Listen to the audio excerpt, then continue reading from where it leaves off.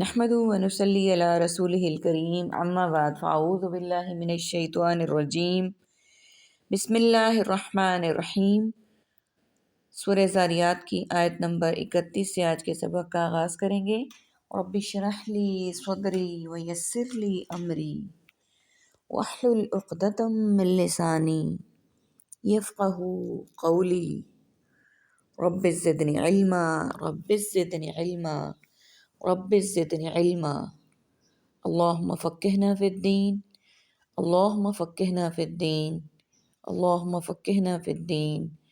اعوذ باللہ السمیع العلیم من الشیطان الرجیم من حمزہ ونفخہ ونفثہ۔ قال فما خطبکم ایہا المرسلون، اس نے کہا پس کیا ہے تمہارا معاملہ اے سب بھیجے ہوئے فرشتوں؟ قالوا انا ارسلنا الی قوم مجرمین، ان سب نے کہا بے شک ہم بھیجے گئے ہیں مجرم لوگوں کی طرف۔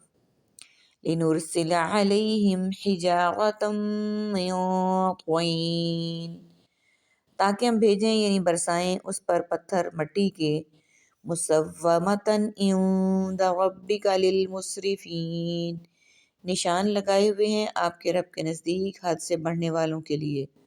فَأَخْرَجْنَا مَن كَانَ فِيهَا، پھر ہم نے نکال لیا اسے جو تھا اس بستی میں، من المؤمنین، ایمان لانے والوں میں سے۔ فَمَا وَجَدْنَا، پس نہ ہم نے پایا، فیہا اس میں، غیر بیت من المسلمین، ایک گھر کے سوا مسلمانوں میں سے۔ اس نے کہا بس تمہارا کیا معاملہ ہے اے بھیجے ہوئے فرشتوں؟ خطب شان، قصہ یعنی اس بشارت کے علاوہ تمہارا اور کیا کام اور مقصد ہے جس کے لیے تمہیں بھیجا گیا ہے؟ یعنی حضرت ابراہیم علیہ السلام نے اللہ کے بھیجے ہوئے فرشتوں سے سوال کیا۔ ہم پچھلی آیت سے پڑھنا شروع ہوئے ہیں حضرت ابراہیم علیہ السلام کا اور ان فرشتوں کا واقعہ جو کہ اللہ تعالیٰ نے حضرت ابراہیم علیہ السلام کے پاس بھیجے تھے۔ انہوں نے کہا بے شک ہم بھیجے گئے ہیں ایک مجرم قوم کی طرف۔ اس سے مراد لوط علیہ السلام کی قوم ہے جن کا سب سے بڑا جرم لواطت تھا۔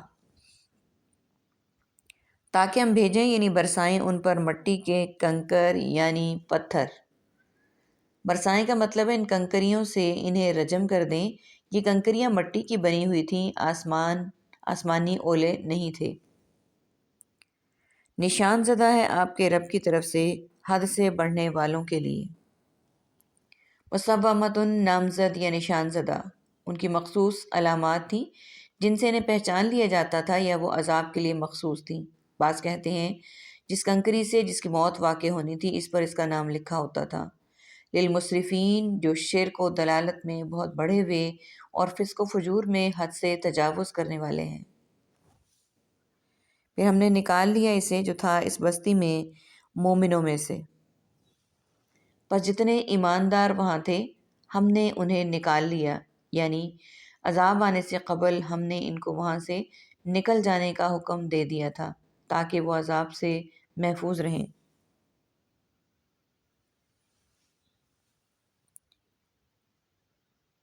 پس ہم نے نہ پایا ان میں مسلمانوں کا کوئی گھر ایک گھر کے علاوہ، اور یہ اللہ کے پیغمبر حضرت لوط علیہ السلام کا گھر تھا جس میں ان کی 2 بیٹیاں اور کچھ ان پر ایمان لانے والے تھے۔ کہتے ہیں یہ کل 13 آدمی تھے۔ ان میں حضرت لوط علیہ السلام کی بیوی شامل نہیں تھی بلکہ وہ اپنی قوم کے ساتھ عذاب سے ہلاک ہونے والوں میں سے تھی۔ اسلام کے معنی ہے اطاعت اور انقیاد، اللہ کے حکموں پر سر اطاعت خم کر دینے والا مسلمان ہے۔ اس اعتبار سے ہر مومن مسلمان ہے، اسی لیے پہلے ان کے لیے مومن کا لفظ استعمال کیا اور پھر انہی کے لیے مسلم کا لفظ بولا گیا۔ اس سے استدلال کیا گیا ہے کہ ان کے مصداق میں کوئی فرق نہیں ہے جیسا کہ بعض لوگ مومن اور مسلم کے درمیان کرتے ہیں۔ قرآن نے جو کہیں مومن اور کہیں مسلم کا لفظ استعمال کیا ہے تو وہ ان معنی کے اعتبار سے ہے جو عربی لغت کی روح سے ان کے درمیان ہے۔ اس لیے لغوی استعمال کے مقابلے میں حقیقت شرعیہ کا اعتبار زیادہ ضروری ہے، اور حقیقت شرعیہ کے اعتبار سے ان کے درمیان صرف وہی فرق ہے جو حدیث جبرائیل سے ثابت ہے۔ جب نبی صلی اللہ علیہ وآلہ وسلم سے پوچھا گیا کہ اسلام کیا ہے تو آپ نے فرمایا لا الہ الا اللہ محمد الرسول اللہ کی شہادت، اقامت صلاۃ، ایتاء زکوٰۃ، حج اور صیام رمضان۔ اور جب ایمان کی بابت پوچھا گیا تو فرمایا اللہ پر ایمان لانا، اس کے ملائکہ، کتابوں، رسولوں اور آخرت کے دن اور تقدیر خیر و شر کے من جانب اللہ ہونے پر ایمان رکھنا، یعنی دل سے ان چیزوں پر یقین رکھنا ایمان اور احکام و فرائض کی ادائیگی اسلام ہے۔ اس لحاظ سے ہر مومن مسلمان ہے۔ یہاں قرآن نے ایک ہی گروہ کے لیے مومن اور مسلم کے الفاظ استعمال کیے ہیں، یہ اس لیے کہ یہ گروہ مومنوں کا تھا اور مومنوں پر مسلمانوں کا اطلاق صحیح ہے، لیکن اس سے یہ لازم نہیں کہ ہر مسلمان مومن بھی ہے۔ بہرحال یہ ایک علمی بحث ہے، فریقین کے پاس اپنے اپنے موقف پر استدلال کے لیے دلائل موجود ہیں۔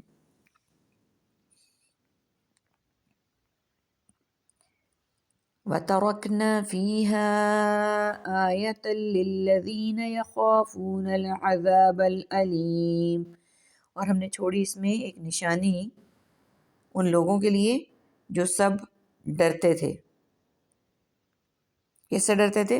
دردناک عذاب سے، ان کے لیے ایک نشانی چھوڑی۔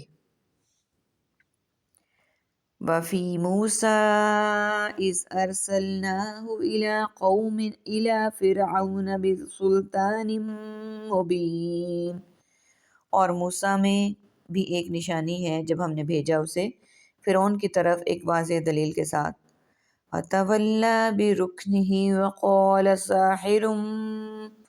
وَقَالَ سَاحِرٌ أَوْ مَجْنُونٌ، تو اس نے منہ پھیر لیا اپنی قوت کی وجہ سے اور اس نے کہا یہ جادوگر ہے یا دیوانہ ہے۔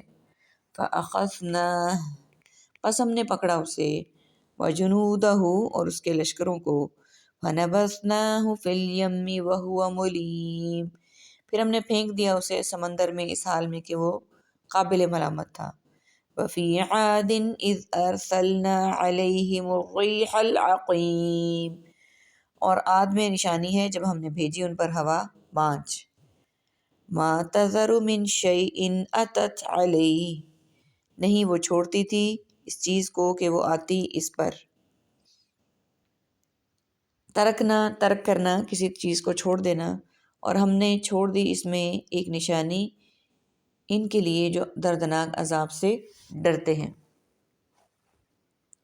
یہ آیت یا کامل علامت وہ آثار عذاب ہیں جو ایک ہلاک شدہ بستیوں میں ایک عرصے تک باقی رہے، اور علامت بھی انہی کے لیے ہے جو عذاب الہی سے ڈرنے والے ہیں، کیونکہ وعظ و نصیحت کا اثر بھی وہی قبول کرتے اور آیات میں غور و فکر بھی وہی کرتے ہیں۔ اور موسیٰ میں بھی ایک نشانی ہے جب ہم نے بھیجا اسے فرعون کی طرف ایک واضح دلیل کے ساتھ۔ بس اس نے منہ پھیر لیا اپنی قوت کی وجہ سے اور اس نے کہا یہ جادوگر یا دیوانہ ہے۔ جانب اقوا کو رکن کہتے ہیں، یہاں مراد اس کی اپنی قوت اور لشکر ہے۔ بس ہم نے پکڑا اسے اور اس کے لشکروں کو، پھر ہم نے پھینک دیا انہیں سمندر میں اس حال میں کہ وہ قابل ملامت تھا، یعنی اس کے کام ہی ایسے تھے جن پر وہ ملامت ہی کا مستحق تھا۔ اور عاد کے قصے میں نشانی ہے جب ہم نے بھیجی ان پر بانجھ یعنی خیر و برکت سے خالی ہوا۔ ریح عقیم بانجھ ہوا جس میں خیر و برکت نہیں تھی، وہ ہوا درختوں کو ثمر آور کرنے والی تھی، نہ بارش کی پیامبر تھی بلکہ ہلاکت اور عذاب کی ہوا تھی۔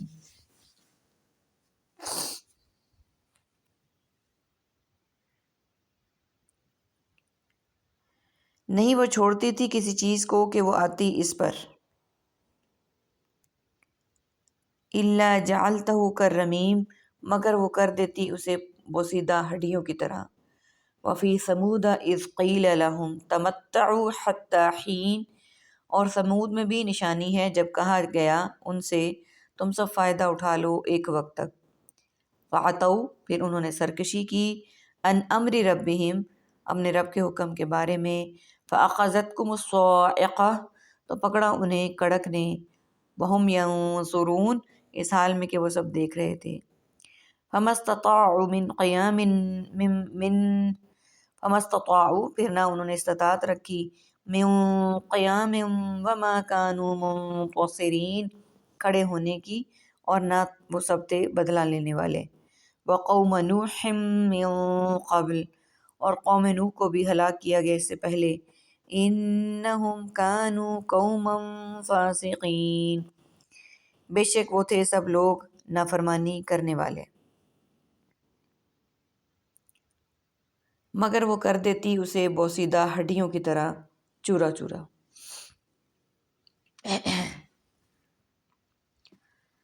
یہ ایک اس ہوا کی تاثیر تھی جو قوم عاد پر بطور عذاب بھیجی گئی تھی۔ یہ تند و تیز ہوا 7 راتیں اور 8 دن مسلسل چلتی رہی۔ سخرھا علیہم 7 لیال و 8 ایام حسوما اور سمود کے قصے میں بھی نشانی ہے جب کہا گیا ان سے کہ تم فائدہ اٹھا لو ایک وقت یعنی 3 دن تک، یعنی جب انہوں نے اپنے ہی طلب کردہ معجزے اونٹنی کو قتل کر دیا تو ان کو کہہ دیا کہ اب 3 دن اور تم دنیا کے مزے لوٹ لو، 3 دن کے بعد تم ہلاک کر دیے جاؤ گے۔ یہ اسی طرف اشارہ ہے، بعض نے اسے حضرت صالح علیہ السلام کی ابتدائی نبوت کا قول قرار دیا ہے۔ الفاظ اس مفہوم کے بھی متحمل ہیں، بلکہ سیاق سے یہی معنی زیادہ قریب ہے۔ پھر انہوں نے سرکشی کی اپنے رب کے حکم کے بارے میں تو پکڑ لیا انہیں بجلی کی کڑک نے، اس حال میں کہ وہ دیکھ رہے تھے۔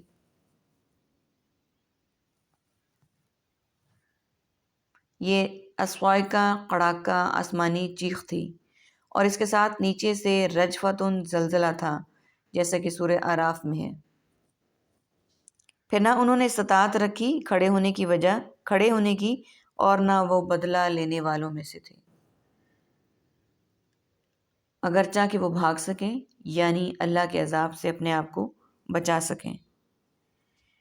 اس سے پہلے قوم نوح کو بھی ہم ہلاک کر چکے، بے شک وہ نافرمان تھے۔ قوم نوح عاد، فرعون اور سمود وغیرہ سے بہت پہلے گزری ہے، اس نے بھی اطاعت الہی کے بجائے اس کی بغاوت کا راستہ اختیار کیا تھا، بالآخر اسے طوفان میں ڈبو دیا گیا۔ اللہ تعالیٰ ہمیں ایسی روش سے، ایسے لوگوں میں شامل ہونے سے، ان کی اتباع و پیروی کرنے سے محفوظ رکھے، آمین ثم آمین۔ وآخر دعوانا ان الحمد للہ رب العالمین، سبحانک اللہم و بحمدک، نشہد ان لا الہ الا انت، نستغفرک و نتوب الیک۔ السلام علیکم ورحمۃ اللہ وبرکاتہ۔